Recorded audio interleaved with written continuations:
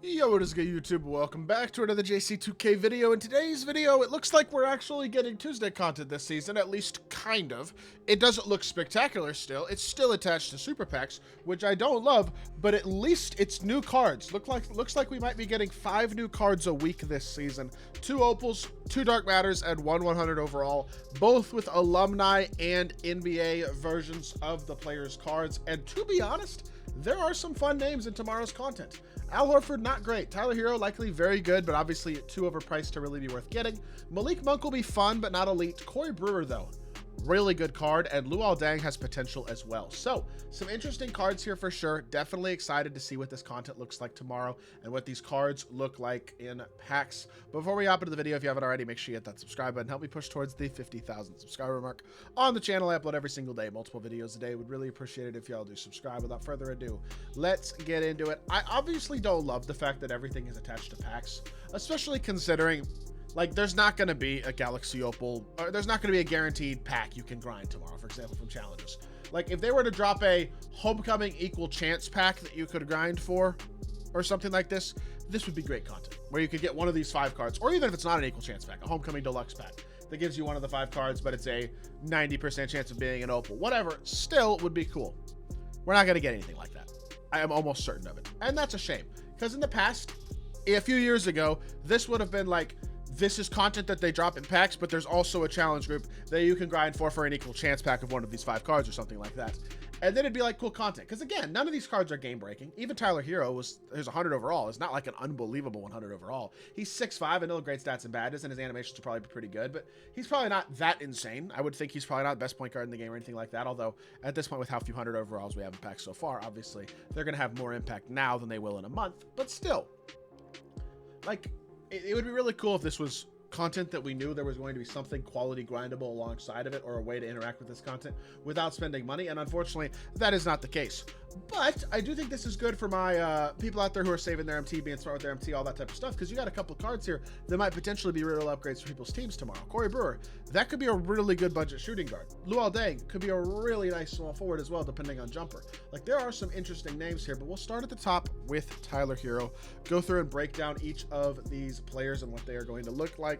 Tyler Herro obviously will be 9 on everything and far more complete than this card ever is, but the question with him is going to be animations. Is he getting any new animations at all? A different escape, a different drag back, a different dribble style? Like, what do they change? Probably my guess is they changed the dribble style and nothing else, put a shot on very quick. Now, to be fair, that's a 6'5" point guard with a very good jump shot, jaw, dribble style. Rest of his sig's kind of mid, yes, but a very, very good offensive card still, because of how good his jumper is and high level dribble style and stuff like that, as well as obviously 9 on everything. He'll hold his own defensively way better than Tyler Herro ever does. Like, I expect this card to be very much up there with the best point guards in the game, considering I think the best point guards are guys like Shea, Cade, Opal and Pink Diamond Shea, Devin Booker from the festival, Anthony Edwards, who nobody has, LaMelo, who nobody has. A lot of cards nobody has, to be honest.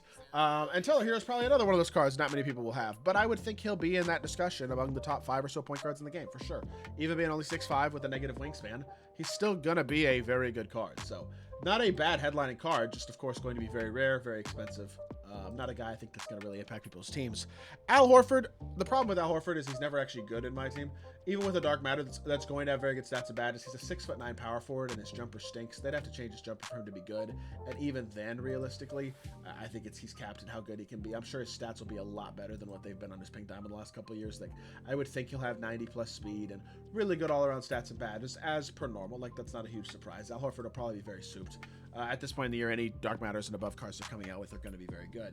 But the problem with Horford is that his shot stinks. Like, realistically, if they don't put his shot with a different upper, he's not good, because his shot is gross. He's got basic dribble style, Kemba escape, and I mean, they can put his shot in very quick, and then he's got Kemba escape, I guess, but he's still only 6'9" with a bad jump shot. So it's like, even with the shot in very quick, I don't think it's a good shot. Realistically, I think Al Horford's very capped in terms of how good he can be, and probably not going to be a good card at all. I would definitely think he's probably going to be a pass. Luol Deng is probably going to be good. Stat and badge-wise, I'm sure he'll be great. The problem with Luol Deng, more than anything else, is even if his stats are like this, and you got basically 95 speed, 95-3, 90 dunk, and 95 plus defense, he's a 6'9" small forward, so he can't play shooting guard, which is a little disappointing. And the other issue with Deng this year specifically is his shot's just not that elite. So again, Are we going to get any sort of animation changes on the jumper? I don't know. Ed Davis base, not that good. Donovan Mitchell uppers, it's not amazing. SIGs on him aren't crazy. I mean, they're not horrible, but again, I'm not that worried about the SIGs. It's the jump shot. I would like to see this jump shot changed because even on very quick, again, I doubt it's a great shot, and I think it caps how good he can be because otherwise he's a really nice 6'9" small forward. But I will say, a lot of people have Tom Chambers, as well as like Cam Boozer, guys like that at the small forward position for free. Jaden McDaniels, Danny Manning. If you have those types of guys already, there's really no need for Luol Deng because you already have a bunch of free small forward options that are good and free. So no point in spending a few $100,000 MT on Luol Deng when that is the case. Malik Monk, I believe, is only 6'3", so obviously I think that caps how good he can be realistically. Is he 6'3" or is he 6'2"? 6'3" with a 6'5" wingspan, yeah. I mean, too small to really be good. I'm sure he'll be much better than this statistically, but still not an uber elite defender, probably kind of low perimeters or low interior in strength. He'll have basically 99 3 ball and a 90 or 95 driving dunk. Like, honestly, the card's going to be really good on paper. And I think his shot's actually pretty good, too. He's got KD escape, which is nice. Jimmy's drag right's not bad, but I wouldn't say, like, Jaws behind the back is anything particularly crazy. Pro dribble style's fine, but not absurd.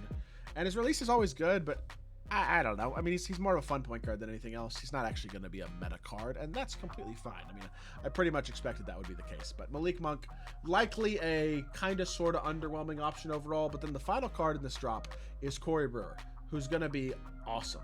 Very excited about Cory Brewer. His cards are always good in 2K. Last year, his cards were amazing in 2K. And honestly, this year, his Amethyst was a really good budget value option as well. That's the wrong person. Here we go. At 88 speed, 85 90 dunk, defensively pretty well-rounded. Card came out pretty early in the year. Really nice jump shot, only on normal time, but a smooth jumper. Unfortunately, basic 6. So I am hopeful that we see the card with, like, I mean, let's see. This is what Dark Matter Cory Brewer looked like last year. 96 speed, 93 98 driving dunk, defensively like this. I wouldn't be surprised if his stats are pretty close to this. The question with the card is going to be those animations, because as of right now, the shot is really good, and I'm sure he gets the same shot. I'm sure he gets it on very quick, in all likelihood. Is he going to get any animation changes, anything close to like this from last year, or just other stuff? Because obviously this year, normal dribble style, all basic 6. As good as he is defensively and as good as his jump shot is, I don't think that's a card that's going to be playing on a ton of people's teams. But he also is like Jaden McDaniels with the shooting guard position. So it's a very good card with a lot of size, who's going to be elite defensively, very good slasher, all that type of stuff. The hope is just that 2K does give him at least something to work with animation-wise. If they do, that card will absolutely be one of the best affordable shooting guards in my team, without a doubt. And I don't expect him to be cheap, to be fair, because I don't think there will be a ton of people opening these packs. And with all the other alumni cards in the packs and stuff, I don't think the packs will be that amazing. But at the same time, Brewer could be a relatively affordable, really, really elite shooting guard if 2K does him right, and we'll have to wait and see what happens there. But I'm glad we're getting new cards on Tuesdays this season. That's a win. I just wish it was going to be accompanied with more legitimately solid free content. As of right now, that seems to not be the case. Maybe I'll wake up tomorrow and we'll get lucky and there'll be an equal chance pack and grind forward, just like a regular deluxe pack or something with one of these cards in it. I doubt it, but I guess we'll see. I hope y'all did enjoy the video. If you did, make sure you hit that like button, leave a comment, and subscribe. I'll be back with more 2K content very, very soon. I appreciate y'all. Peace.